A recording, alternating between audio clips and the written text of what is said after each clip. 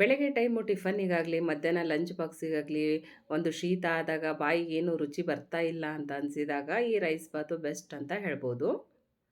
ಮಾಡೋದು ಕೂಡ ಈಸಿ, ಬೇಗ ಕೂಡ ಆಗುತ್ತೆ, ಟೇಸ್ಟ್ ಕೂಡ ಚೆನ್ನಾಗಿರುತ್ತೆ.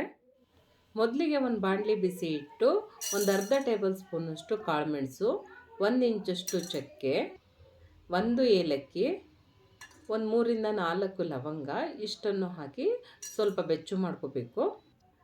ನಂತರ ನಾವು ಒಂದು ಮಿಕ್ಸಿ ಜಾರಿಗೆ 1 ಟೇಬಲ್ ಸ್ಪೂನ್ ಆಗೋಷ್ಟು ಸಾಸಿವೆ, 1 ಇಂಚಷ್ಟು ಹಸಿ ಶುಂಠಿ, 1 ಗಡ್ಡೆಯಷ್ಟು ಬೆಳ್ಳುಳ್ಳಿ ಮತ್ತು ಹುರಿದಿಟ್ಕೊಂಡಂತಹ ಮಸಾಲೆ, ಹಸಿಮೆಣಸಿನ್ಕಾಯಿ, ಒಂದು 1/4 ಟೇಬಲ್ ಸ್ಪೂನು ಅರಿಶಿನ ಇಷ್ಟನ್ನು ಹಾಕಿ ರುಬ್ಕೋಬೇಕು.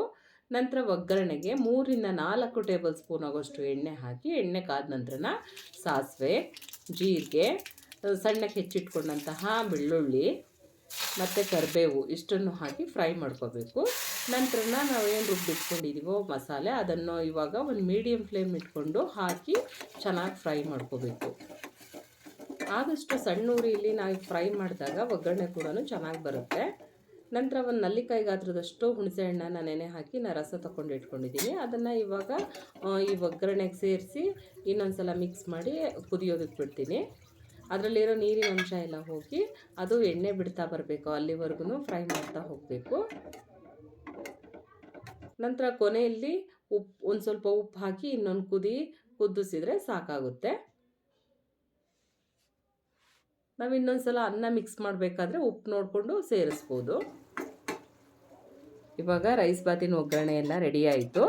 ಇವಾಗ ರೈಸಿಗೆ ಎಷ್ಟು ಬೇಕೋ ಅಷ್ಟು ಮಾತ್ರ ಒಗ್ಗರಣೆ ಹಾಕಿ, ಉಪ್ಪು ಒಂದು ವೇಳೆ ಕಡಿಮೆ ಆಯಿತು ಅಂದರೆ ಉಪ್ಪು ಸೇರಿಸಿ ಒಂದು ಸಲ ಚೆನ್ನಾಗಿ ಮಿಕ್ಸ್ ಮಾಡ್ಕೋಬೇಕು. ಕಲರ್ ಕಡಿಮೆ ಅಂತ ಅನಿಸ್ಬೋದು, ಕಲರ್ ಕರೆಕ್ಟಾಗಿದೆ. ಲೈಟ್ ಕಲರ್ ಇದ್ದರೆ ಚೆನ್ನಾಗಿ ಇರುತ್ತೆ ಈ ರೈಸ್ ಬಾತು. ಕೊನೆಯಲ್ಲಿ ಸಣ್ಣದಾಗಿ ಹೆಚ್ಚಿಟ್ಕೊಂಡಂತಹ ಈರುಳ್ಳಿ, ಸ್ವಲ್ಪ ಮತ್ತು ಕೊತ್ತಂಬರಿ ಸೊಪ್ಪು ಎರಡನ್ನೂ ಹಾಕಿ ಒಂದು ಸಲ ಮಿಕ್ಸ್ ಮಾಡಿದರೆ ಟೇಸ್ಟಿಯಾಗಿರುವಂತಹ ರೈಸ್ ಬಾತು ರೆಡಿ ಆಯಿತು.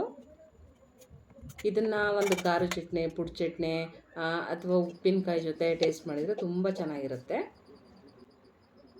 ಈ ರೆಸಿಪಿ ನಿಮಗೆ ಇಷ್ಟ ಆಯಿತು ಅಂದರೆ ಒಂದು ಲೈಕ್ ಕೊಡಿ, ಶೇರ್ ಮಾಡಿ, ಕಮೆಂಟ್ ಹಾಕಿ. ವೇದ ಜನನಿ ಚಾನಲ್ಗೆ ಸಬ್ಸ್ಕ್ರೈಬ್ ಆಗಿ. Thank you. ಬಾಯ್.